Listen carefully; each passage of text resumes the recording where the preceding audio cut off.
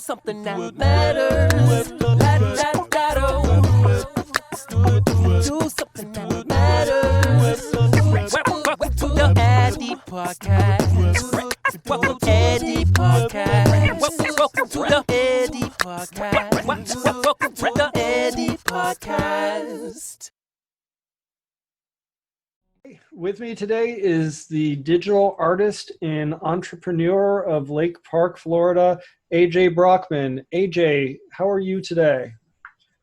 Good, Eddie. Good to see you, brother. Thanks for having me on the show.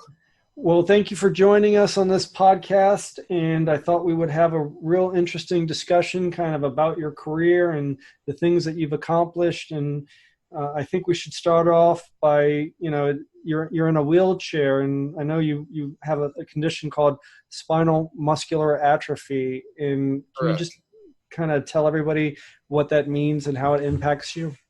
Yeah, absolutely. So I've been in a wheelchair pretty much my entire life. I was born with a condition called spinal muscular atrophy, just like you said. There's actually 3 different severities of SMA, and I have type 2. Type 1 is very severe, and kids don't usually make it out of infancy.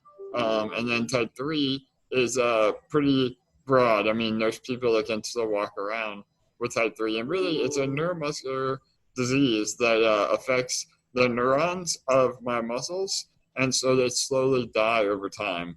So it's to try to compare it to something, it's a very long-term ALS.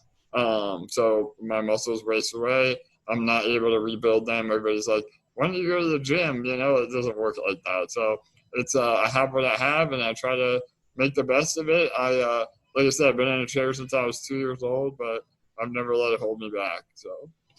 And you kind of started your profession with art, and specifically digital art. And why did you choose that medium to express yourself? Totally. So as a kid, I would always paint and draw. And when I was younger, I had a lot more movement in my arms and my hands. I was never able to walk, but I was able to draw and paint traditionally. So I've always been fascinated with art. Would be involved in different art clubs in school. And so as I began to lose the use of my hands, I had to figure out a way to still be able to create. And so at the time, that was right when Photoshop had started getting more mainstream and popular. And so I took an elective course in high school, and I figured out that I could do the same things I did with my hands on the computer a lot more easily. So once that kind of aha moment happened, everything clicked, and I decided to pursue that full time. So I applied for a graphic design college in Boca and got accepted, and the rest is history. And I think the coolest part of the artistic career, or maybe one of your highlights, was when you got to present the President of the United States a family portrait of his family. Yeah, 100%. So that was and to this day, one of the best moments of my life. So yeah, I worked in the corporate world for a long time, did websites and logos, but really just got burned out with that and really wanted to do my fine art full time. And I figured who would be the best person to get my artwork out there if I was able to do something for them. And obviously, I go big or go home. So I went for the President of the United States. And so regardless of your political views, I mean, it was pretty amazing. That was when Obama was president. I had some political connections with some local congressmen, and I spent literally a year working on the portrait. And I thought if I could do an amazing job, that it would get the attention of the president, not knowing, it ever would. I never had a meeting set up, and so it's very hard to get in touch with the president. But I created it. I did it. It was the first portrait to include his dog in it. That's kind of one of my claim to fames,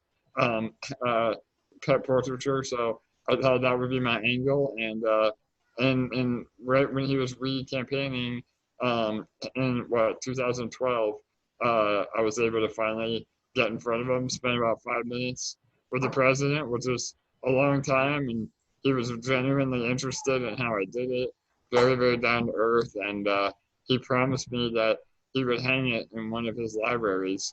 And later in that week, there was a picture of my picture being loaded onto Air Force One.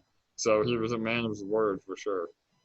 That must have been an amazing meeting, to surreal, just to have the president's full attention, while he's the president of the United States. I don't know too many people that can say that. Totally, yeah, it was. It was in the basement area of the Delray Tennis Center, right after he had done one of his speeches, and the Secret Service was everywhere. You're led down this hallway, and then boom, you go into the room, and there he is. And it was pretty crazy. It's a little bit of a blur, but it was one of the most a life-changing experience for sure. So at some point you take the concept of art, and I know you used to go to a lot of markets and display your art, Sunfest. At some point you decided to open up a gallery. Tell me about that. Yeah, so as an artist, the cliche is true that it's very difficult to make a living from your art alone. And after I did the piece for Obama, I mean, that kind of really it helped my career for sure, and helped me, get off the ground. But we were doing art shows, local markets, Sunfest, Mardi Gras, Delray Fair. So, but it was a grind, man. It's hard. Every day you're getting up at 7 a.m. or earlier. You have to be ready by 7 a.m. You're setting up in the street at 4 a.m. I had a great support system, but my mom, my family, they're the ones setting up the booth, and then I'm there all day trying to sell my work, and then you do it all over again. So it really became a grind, and I always wanted to have my own gallery, but it's difficult to pay bills on your art alone. So I came up with this concept of more of a social gathering space, a space to create. It's called the brew house, but everybody thinks brew means brewing beer. It's more about brewing creativity and brewing ideas. So the idea was to have an art gallery that had nightly events and more of a co-op space as well. So I share the walls with 18 different artists that are able to split the overhead of having an actual gallery. And it's been really, really successful. That was in 2014, and we're still going strong. So, and a big part of that is the craft beer end. We got started right when craft beer was starting to get big down here, and so we realized right off the bat that the more beer we sold, the more art we sold. It was a good fit. Now, most art galleries work on a commission basis, and they charge typically 40-50%. Is that how it works at Brewhouse Gallery? We flipped that model on its head. Me, again, as a working artist, I didn't want to give up to 50% of the art sales to the gallery owner. That's just not sustainable. So we work on more of a co-op model where each artist pays a low monthly rent depending on the size of their space, and then they get to keep 100% of sales. So it works out better for us as a business because we can reduce our overhead, but it also works out better for the artists because the ones that sell really make a lot more money in the long run. The theater next door went up for sale, the old Kelsey Theater. Correct. Yeah, so we, in the plaza, we're located in Lake Park, Florida, and it was a sleepy little town. A lot of people never even heard of it. Everybody says Lake Worth. It's like, no, not Lake Worth. It's Lake Park. And so, yeah, we started brew house and had so much success there that the landlord at the time saw what we were doing and really wanted to not be a landlord anymore. She wanted to retire. She was a big patron of the arts, and the theater had become kind of an independent movie theater, indie films, and they would do different special events. But we thought that we could really bring that to the next level. So in 2016, about 2 years after we opened Brew House, we actually ended up taking over the entire plaza that we're located in. So the landlord was kind enough to hold paper on the mortgage for us, and so we went from having about 80% of the units vacant in the whole plaza, and now we're at 100% occupancy. So not only did we revitalize the theater, but we also revitalized the whole area. So what kind of acts are coming into the Kelsey Theater these days? So yeah, it's definitely an interesting time that we're living in. So we were in full swing up until about February. We were having different national acts coming. We would do burlesque, we would do drag, all sorts of events, magic shows. We were the venue that, you know, pretty much anything, we would be open to doing anything. So, but unfortunately, you know, when COVID hit, things have really grinded to a halt. And so right now, again, even today, I'm emailing with agents. It looks like a lot of the touring bands aren't even going to be coming back until 2021. So we're pretty much dark at Kelsey for the foreseeable future as of right now. So that's been a big hit for sure. But we're trying to get back at it, and we have a new project now that's been taking a lot of my time, which is the brewery. You're doing so much. You threw on a whole brewery? I know, right? Just another project that I needed, right? Oh, no, I never stop, man. I know, just like you, it's about being productive, and getting up every day and grinding as hard as you can. So the Kelsey City Brewing Company was something that we've been working on in the background for the last year or so. And we've been getting all of our permits. It's a very time-consuming process. And of course, right when we're ready to open, again, COVID hit. So it was a difficult time to start a business, let alone a brewery.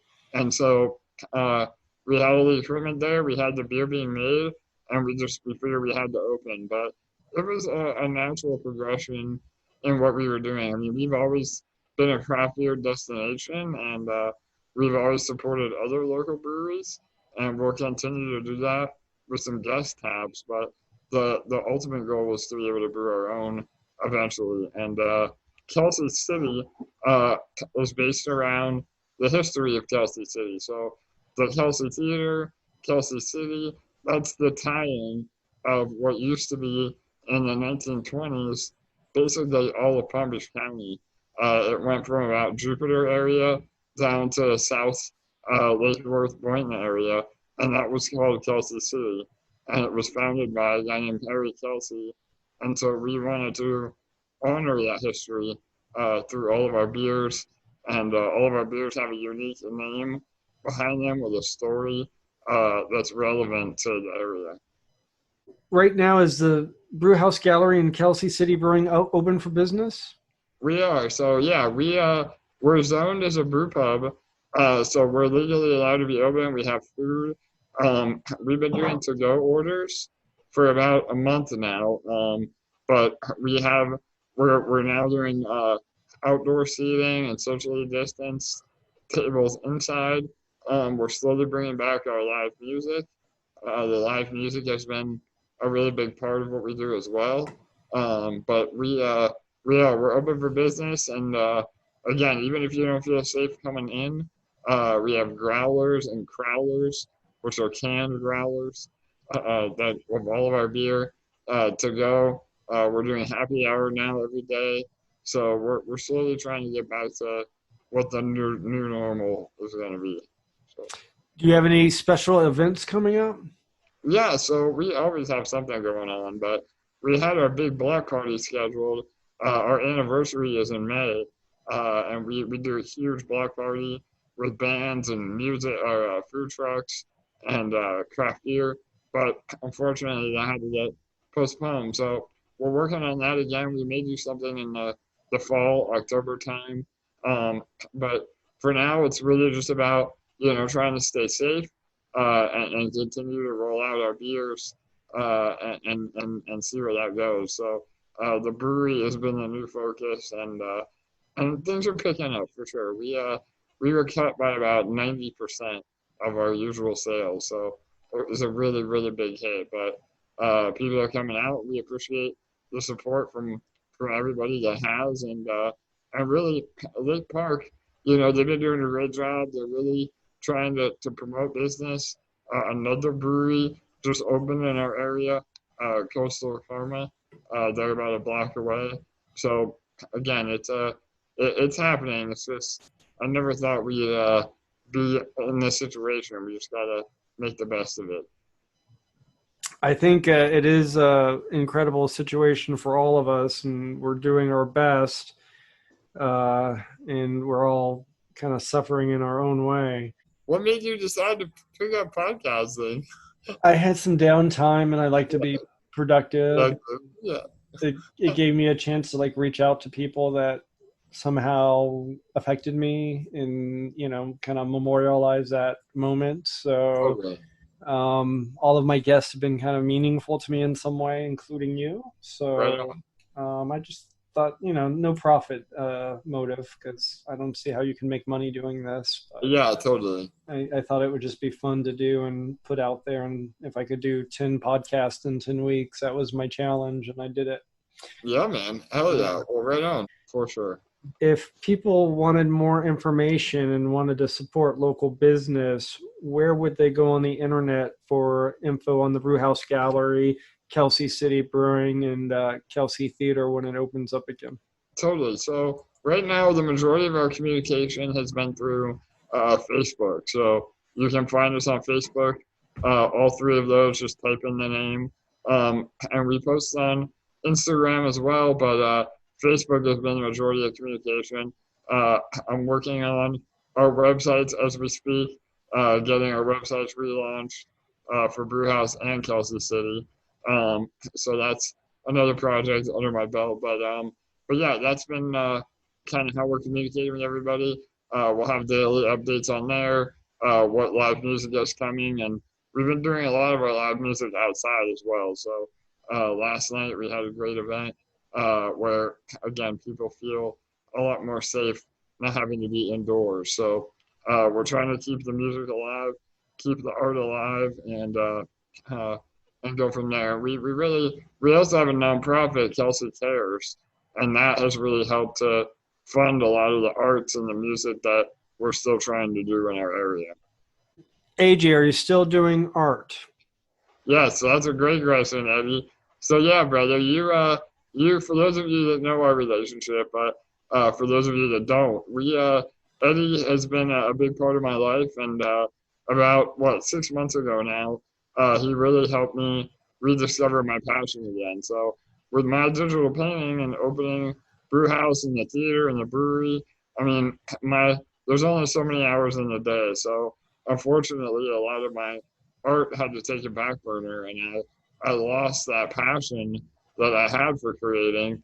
And so Eddie approached me about doing a project for him and his wife, and that really rekindled my passion for art. And so right now I'm taking a few select commissions.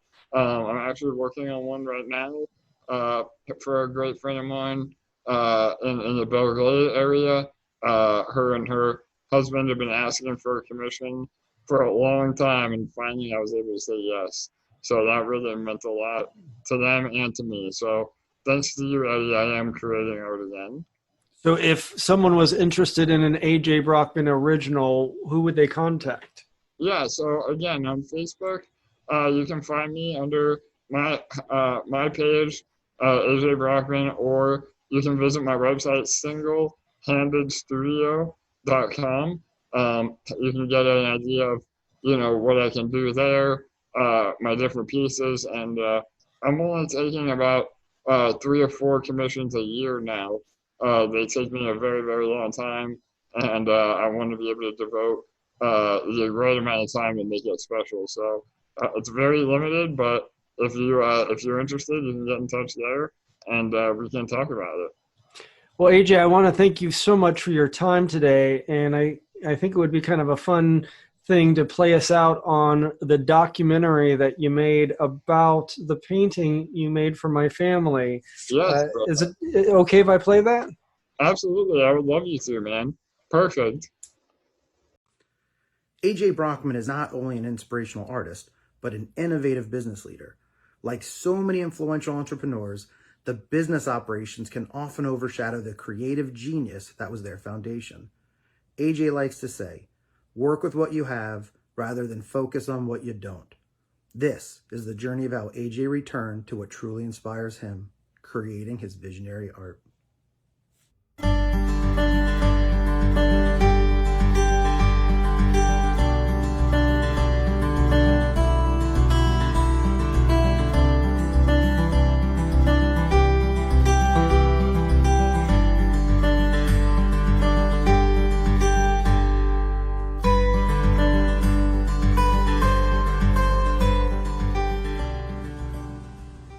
Eddie Stevens and I go way back. I've known Eddie for the last 6 years.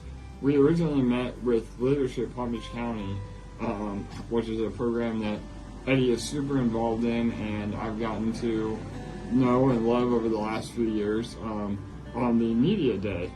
So the top 50 of Palm Beach County's high school students visit different businesses throughout Palm Beach County on the importance of art and media in today's culture and business world. And Eddie has been a mentor for them since I can remember, and he started out volunteering and actually became the head of Leadership Palm Beach County. So over those years, once a year, we would do a whole presentation to the local kids on Brewhouse Gallery, the Kelsey Theater, the importance of digital media and art in the business world. And so over those years, Eddie and I just kept in touch, and we developed not only a business relationship but also a friendship. And I've been involved with many projects that Eddie has going on, and Eddie is the true definition of do something that matters. That's a motto of his, and that really resonated with me as well. So anything that Eddie wants to do, I want to be involved in. I had the fortune to meet A.J. Brockman about 6 years ago through a program called Leadership Palm Beach County Grow, where we would pick the best 50 students in Palm Beach County and kind of curate an 8-month experience for them. And A.J. was part of Arts and Media Day. A.J. Brockman is a digital artist, but he also suffers from a condition called Spinal Muscular Atrophy, and it's a degenerative neurological disease. AJ creates his art by using 2 fingers on a tablet, and AJ has created some unbelievable art. AJ's claim to fame is painting a picture of President Barack Obama and his family, and it was the first portrait that included Obama's puppy.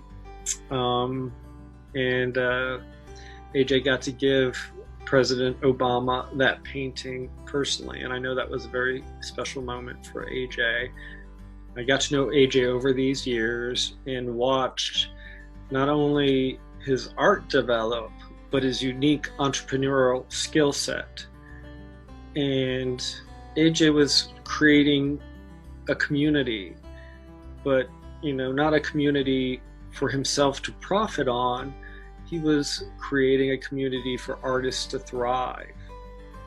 For example, his art gallery, the Brewhouse Gallery, is a co-op.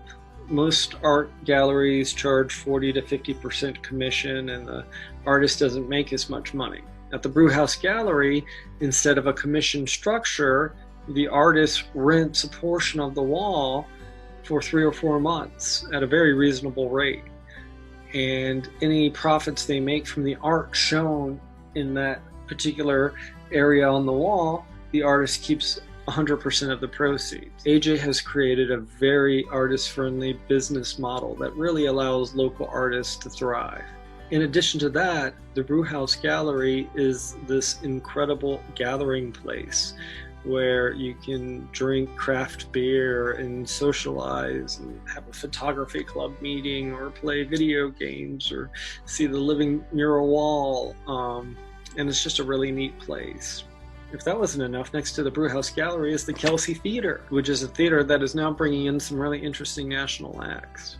he's created Kelsey Cares, which is a 501c3, which gives grants to artists so yes, they can make more art. And even though AJ is stuck in a wheelchair and has very limited use of his body, he has really been able, with his mind, to create just an incredible community. And I have found that very inspiring and wanted to help. I've been an artist all my life, and opening Brewhouse Gallery was a way for me to be involved in the arts and have my own business and have my own gallery without actually having to create art, because with my condition, spinal muscular atrophy, it's a slow progression, and one day I thought, eventually I wouldn't be able to even create my art anymore, that I would lose the use of my finger completely. So that was how kind of Brewhouse came about, and I've been doing all the graphic design, all the social media for Brewhouse, for the Kelsey Theater, so I was still able to create, but there was always something missing. Over the last few years, I really got away from creating my own art, and I didn't realize how much I missed it until one day Eddie approached me and had an idea for a commemorative piece for his wife, and I got excited about it and thought that it would be something that I should do, and had the time to get back into art, and that's really when I found my passion all over again. I was always a fan of AJ's art and his abilities, but to get an original AJ Brockman is pretty hard. I also have a wife, Jackie, who is my muse and my inspiration, and I wanted to give her a present that would knock her socks off.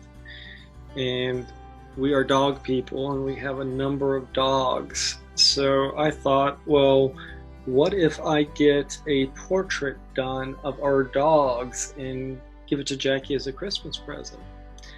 And then it dawned on me, what's going to take for AJ to do that painting? Because that would make it so much more special. I have been approached by many people over the last few years on doing freelance work, whether it was graphic design or posters or painting, anything like that. But one, I didn't have the time, and two, I just got so caught up in trying to run my businesses that, like I said, I lost the passion for creating art. So me and Eddie had a heart-to-heart one day, and really, it changed my mindset that art is something I need to be doing and really get back to it. And as an artist, you never lose that, no matter how busy you get, and you really got to learn to make time for what matters. So that was the whole paradigm shift for me, and he explained what he had in mind, what he wanted, and the timing lined up perfectly on projects that I had a break. And so I figured, let's give it a go and see what we can come up with. Like I said, Eddie's been a real personal friend of mine and a mentor to me as well. So if I was going to do something for anybody, it was going to start with Eddie. So I spent the next few months creating the painting, and over that process really rediscovered my love again for creating. And now, moving forward, I'm hoping that I'm able to accept a limited amount of commissions every year and really do something special while still maintaining, my current businesses and my life. And, it's just really, Eddie afforded me a great opportunity to rediscover all that, and for that I'm thankful. So over the years, because I was inspired by AJ, I had the opportunity to participate in a few fundraising projects with him. I wrote a book and decided to donate all of the proceeds to his charity.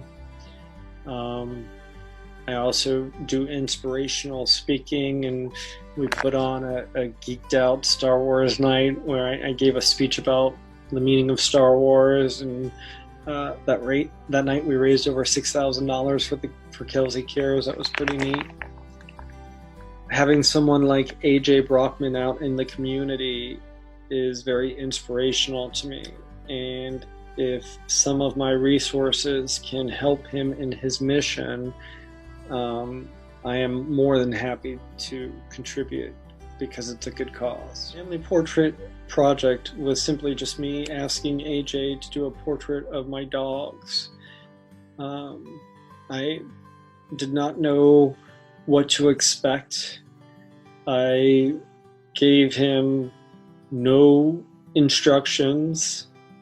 He asked me a lot of questions. He asked me about the personalities of my dogs. He asked me for some reference pictures. He also asked if I wanted any Easter eggs in the painting, and in addition to my wife loving these dogs, the most important thing to her is her grandchild, Spencer. I don't know if you've noticed, but if you look at the painting and if you look at the tree, there's a heart carved and it says Spencer in it. And it's not obvious, but you got to look and it's there. And those little touches were very meaningful to me. When I saw the artwork that AJ did, I was blown away. It exceeded every expectation, and I knew my goal of giving my wife an incredible grand gesture present. I knew I had hit that goal. So thank you, AJ. How much did it cost? Well, my wife's watching this. I'm not. It wasn't cheap, but if you think about how many hours it took AJ to complete this painting, I'd suggest he probably worked on it less than minimum wage. At the end of this video, we will show the time lapse that AJ put together of him creating the entire piece, so you can understand how long and how intricate this painting really is. So moving forward, I am accepting between 4 and 5 personal commissions every year now. I have about 1 or 2 in the pipeline, but I'm always accepting new offers, and I'm excited to start creating again.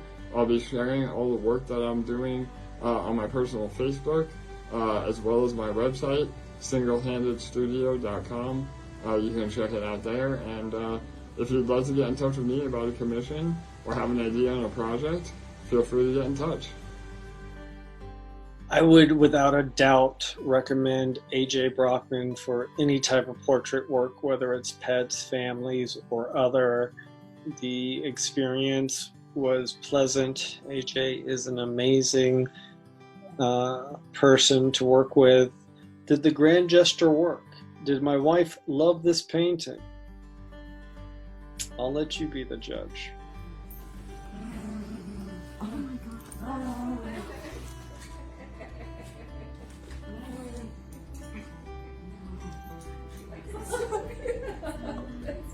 They look like such good dolls.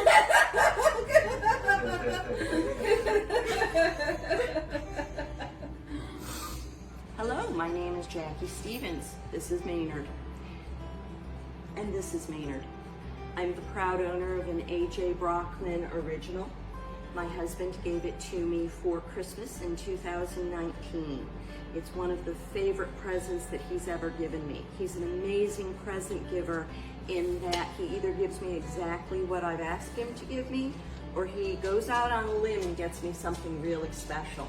And this is incredibly special. AJ did such a good job capturing my dog's personalities. I knew he did. And the background is something that I absolutely would have chosen. I absolutely love this painting. So thank you very much, AJ. Abby, Maynard, and I very much appreciate it. And you know that I'm always going to love this. Thank you.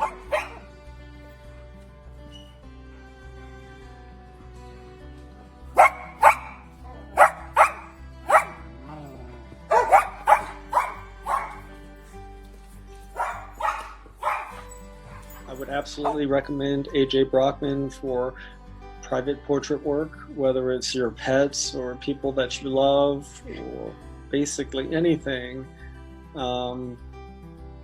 He does amazing work. He's an amazing person, and there's only so many opportunities to get an original AJ Brockman. AJ, thank you, and I look forward to working with you again real soon.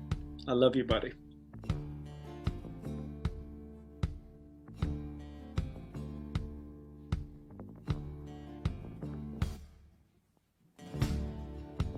Listen to the wind blow, watch the sun rise.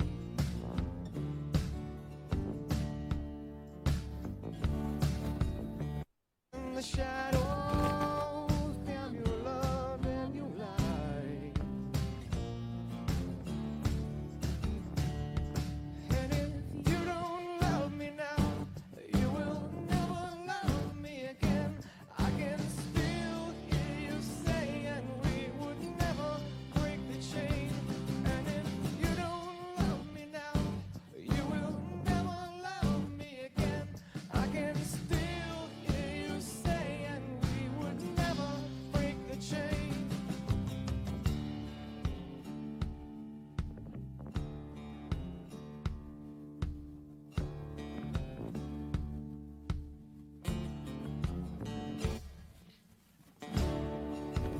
Listen to the wind blow, comes the night.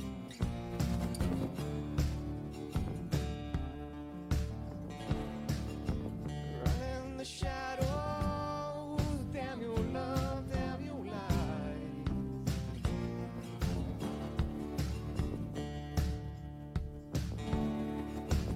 Break the silence, down the dark and the light.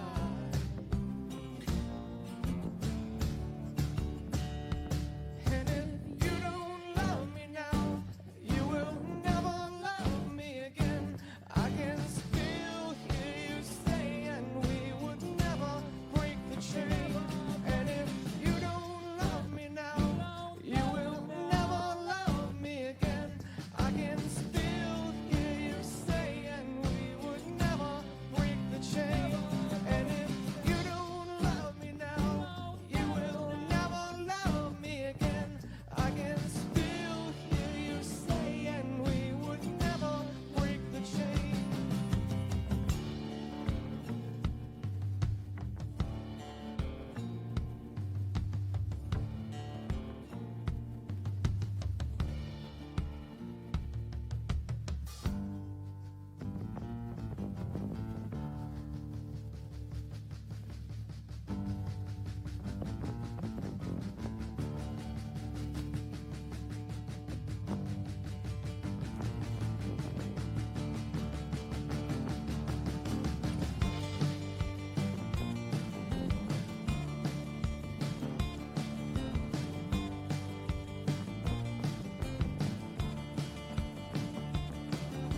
Chains keep us together. Chains keep us together.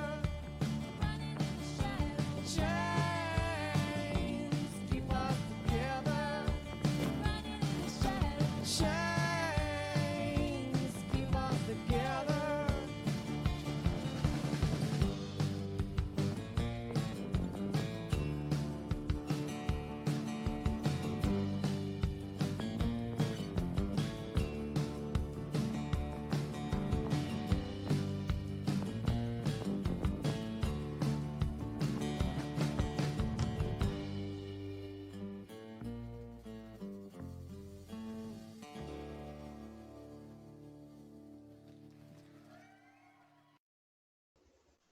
Participating, and I wish you well in your endeavors, and I hope we all come out and support Lake Park businesses.